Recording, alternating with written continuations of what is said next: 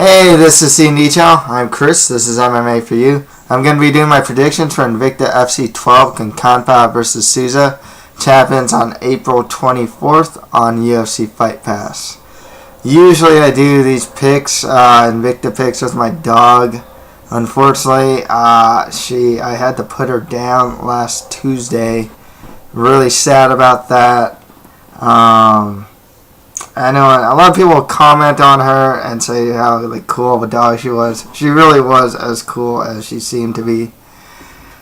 So, with that out of the way, let's get with the picks. This card overall, I'm not super high on, to be perfectly honest with you. I tend to see a lot more unknown prospects on Invicta FC cards, especially in their prelims, on the lower on the cards. They seem to have gotten a lot more.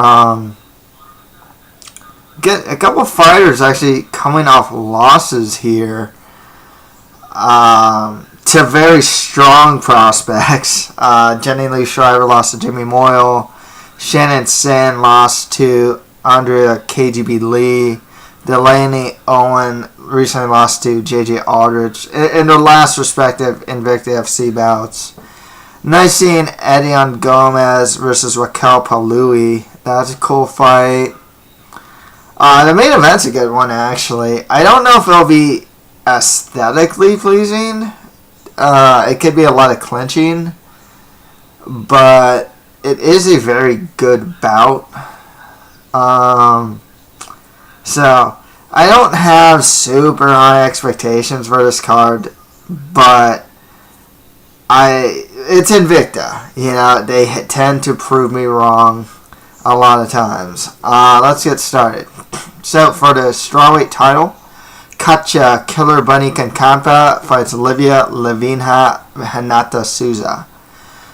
Kankaanpaa has a 10-1 record with 1 draw, 1 win by TKO, 4 wins by sub, 33 years old, on a 2-fight win streak. She is the Invicta FC strawweight champion.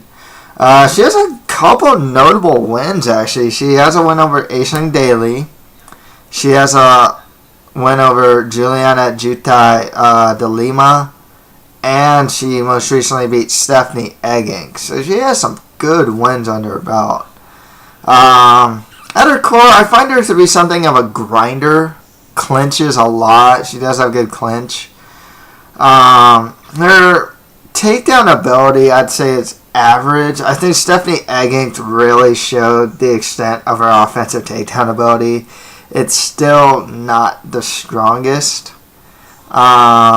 She does have good top control and good Brazilian Jiu-Jitsu skills.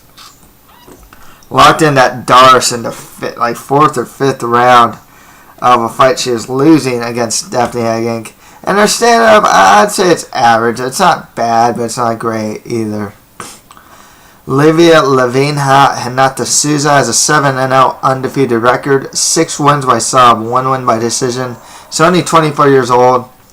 She has strong Brazilian Jiu-Jitsu skills. Her offensive takedown ability is actually pretty good.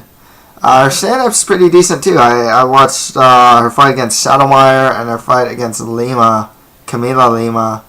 Mounted Lima and just pounded her out. And then got a sub. Against Saddlemeyer, managed to take her down. Showed some pretty good stand-up as well. And got mount a good amount of times. So it's hard for me to call though. Kankaanpaa's fought the higher level competition.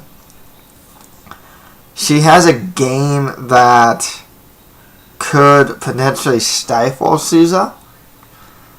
I'll go out on a limb. It's almost impossible to compare though. I'll say that Souza's the better Brazilian Jiu-Jitsu practitioner than Kankaanpaa.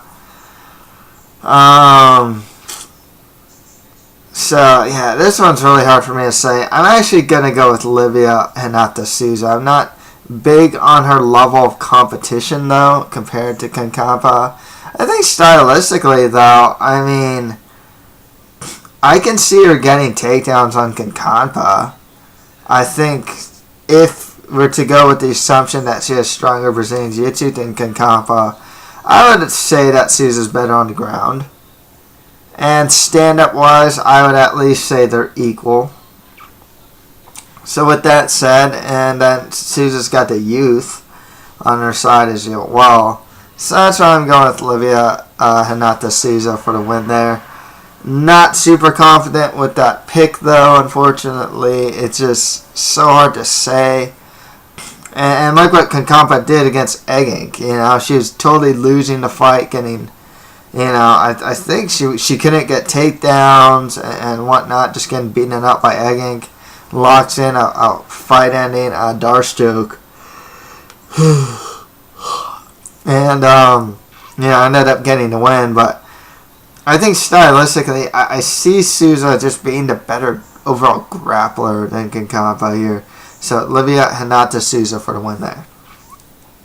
Okay, at flyweight, Roxanne, the Happy Warrior Modafferi, fights Vanessa Porto. Vanessa Porto has a 17-6 record, 3 wins by KO or TKO, 10 wins by sub. She also has 2 losses by KO or TKO, 31 years old, 2-fight win streak. She is a Brazilian Jiu-Jitsu black belt. Good stand-up, particularly good leg kicks.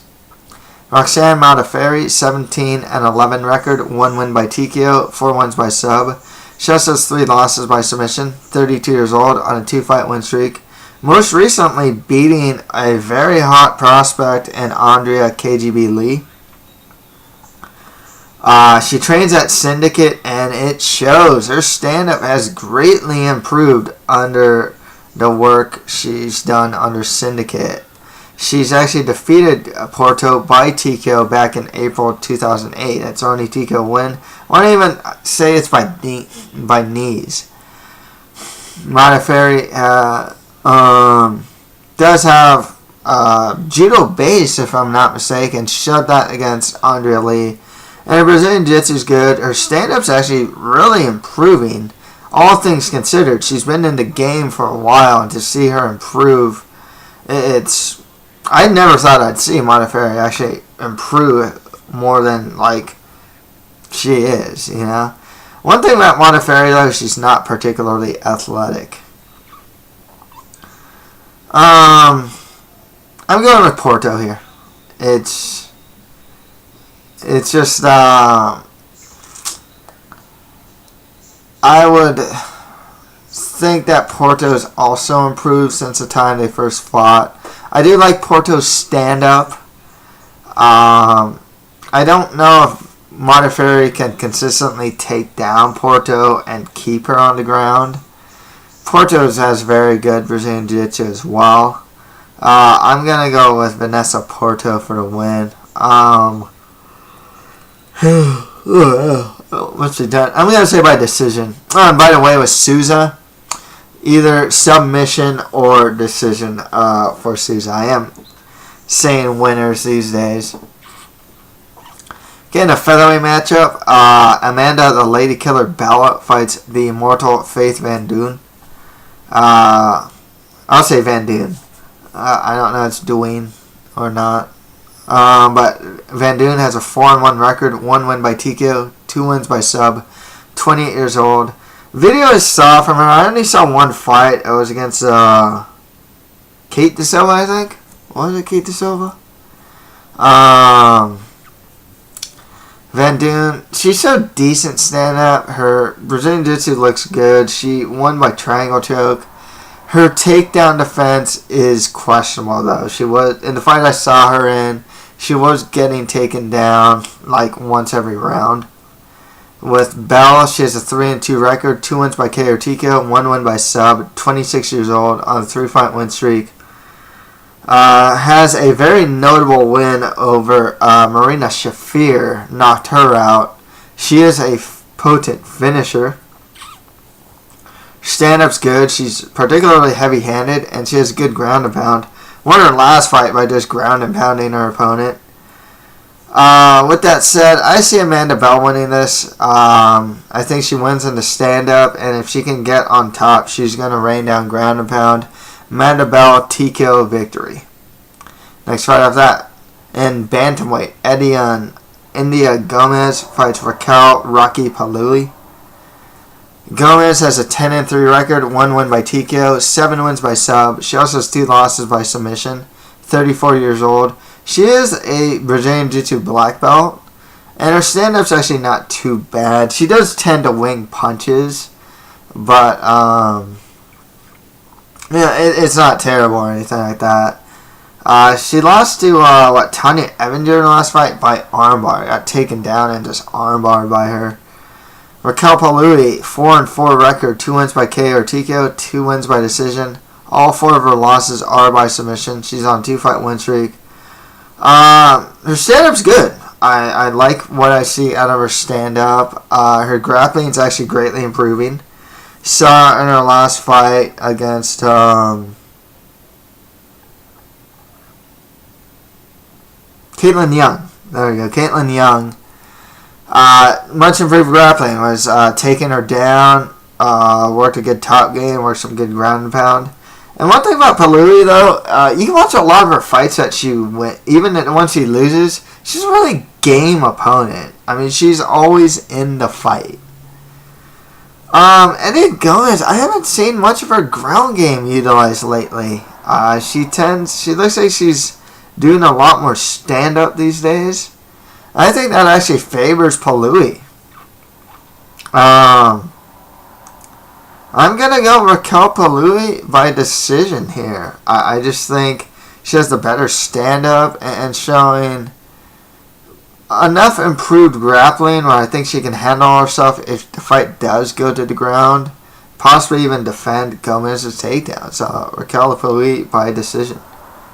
Next fight after that, at featherweight, Peggy the Daywalker Morgan fights Latoya Black Mamba Walker. Walker has a 4-0 undefeated record, 2 wins by KO or TKO, 2 wins by decision, 35 years old. She's going to be a shorter fighter. She's 5'5". And what I saw from her is that she had decent boxing. She does utilize straight punches. Her boxing technique tends to fade, though, in the fight I saw as the fight progresses. Morgan has a 3-2 record, all 3 wins by decision, 35 years old. She's 6'1", tall for the weight class. She's tall for women's MMA in general. Stand-up's decent, her grappling's relatively weak, and she's not particularly athletic. I had a really hard time with this pick just because I can't say I was too impressed with these two, particularly. I mean, Morgan won her last fight. It wasn't a pretty fight. She's not a potent finisher, not particularly athletic. Walker, I think, has a better boxing technique, but I don't know how she's going to do with that reach. And I can see Morgan getting stronger in the later rounds, whereas I can see Walker get fade as the fight goes. So I am going to go with Peggy Morgan for the decision here. Not super confident with that pick. Next fight after that, at strawweight, Lacey the Lady Schuckman fights Jenny Lee Schreiber. Interesting fight because I believe I've seen Schuckman fight as low as atomweight. It's strawweight, not flyweight. My bad. Okay, but she has fought as low as atomweight. Schuckman has a 10-8 record, 1 win by TKO, 6 wins by sub. She also has 3 losses by submission, 26 years old. She has good grappling and decent clinch takedowns. Jenny Lee Schreiber has a 3-1 record, 1 win by TKO, 2 wins by decision. Despite not having any submission victories as a pro, I believe as an amateur she has submission victories. She does have good Brazilian Jiu-Jitsu skills. She is good off her back. She'll work like leg locks and whatnot. She does have a tendency to pull guard, which in this case actually wouldn't be the worst idea against Schuckman. Because Schuckman will oblige her in a Brazilian Jiu-Jitsu grappling match. I'm not big on Schreiber's stand-up. However, she did beat Rachel Ostovich, who actually is not a bad flyweight. Beat her with knees. That's her 1 TKO victory. So with that said, I rewatched Schuckman's fight with Michelle Watterson, actually. She did pretty well on the ground, especially in the first round, but in the next 2 rounds, Watterson was getting the better of the grappling. I can see Jenny Lee Shriver just being the better grappler here. Even though Schuckman's more experienced, Shriver might actually have the better stand-up too. So I'm going to go with Shriver here by submission. I can see if this hits the ground, I think it'd be a pretty cool fight on the ground.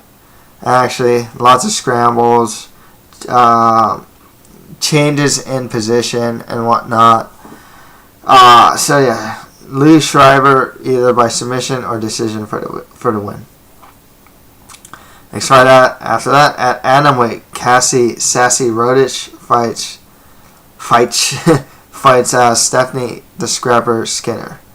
Stephanie Skinner has a 4-5 record, 2 wins by KO TKO, 1 win by sub.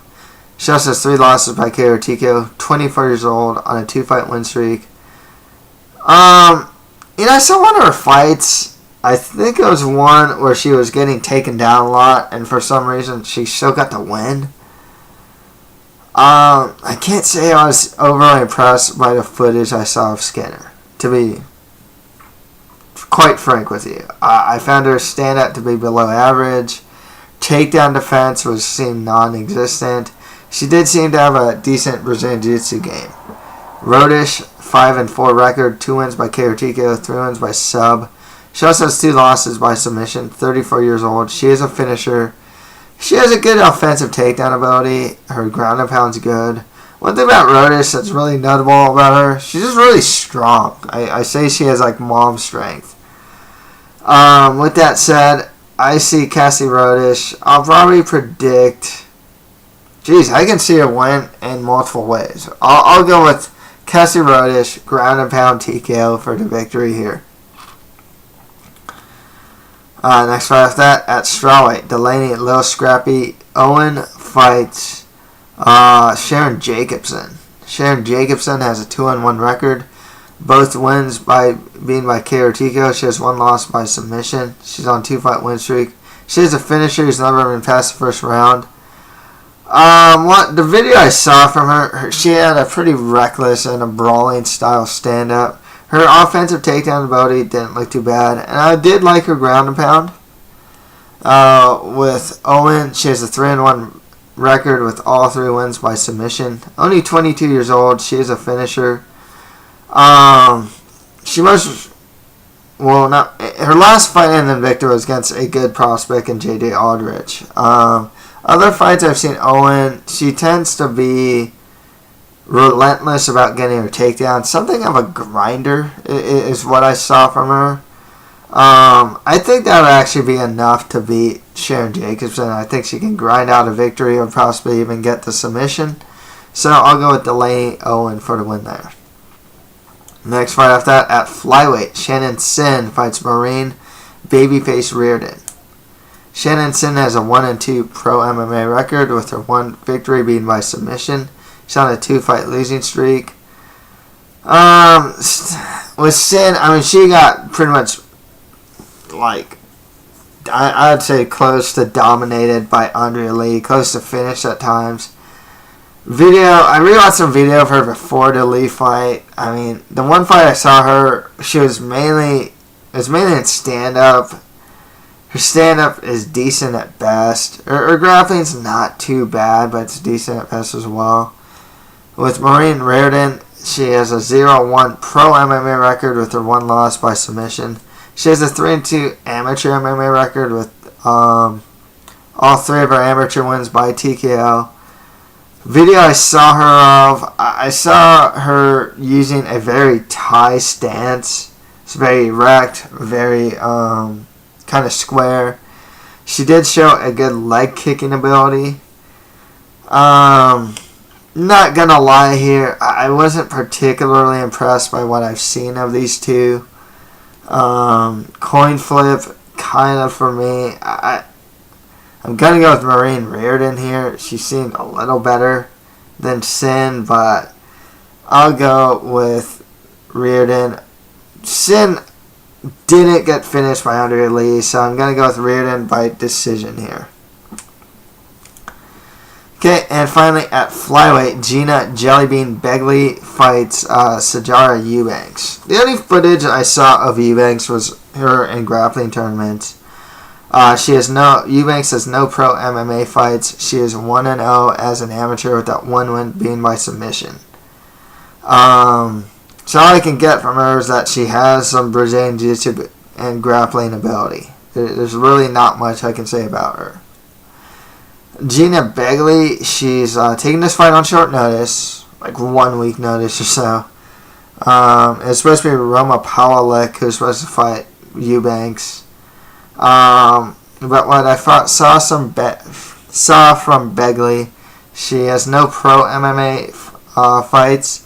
She is 3-2 as an amateur, with all 3 of her wins as an amateur by submission. She's 34 years old. She has a notable amateur win over Shannon Sinn, who's fighting on the card. I saw like 2 amateur bouts of hers. I think her first and second one, and a Muay Thai fight of hers. I liked what I saw, actually. I liked her Brazilian Jiu-Jitsu skills. She was getting some good takedowns, would pass them out, and work for the finish. Muay Thai wasn't too bad. She used a jab. Her clinch knees didn't look too bad either. So I'm going to go with Gina Begley here. She has no TK or TKO victories, but I'll go with a TKO victory here. TKO or decision victory for Begley. So, to recap, Katja Kankaanpaa versus Livia Renata Souza. I have Renata Souza winning that one. Vanessa Porto versus Roxanne Modafferi. I'm going with Porto. Amanda Bell versus Faith Van Duin. I'm going with Amanda Bell. Raquel Palui versus Ediane Gomes. I have Palui beating Gomes. Peggy Morgan versus Latoya Walker. I got Morgan beating Walker. Liou Schreiber versus Lacey Schuckman. I have Liou Schreiber over Schuckman. Cassie Rodish versus Stephanie Skinner. I have Rodish beating Skinner. Delaney Owen versus Sharon Jacobson. I have Owen beating Sharon Jacobson. Shannon Sinn versus Maureen Riordon. I have Riordon beating Sinn. And finally, Gina Begley versus Sijara Eubanks. I have Begley over Eubanks. So that's it for my predictions for Invicta FC 12. If you have any comments, just leave them below. And that's it for MMA for you. Thank you guys very much.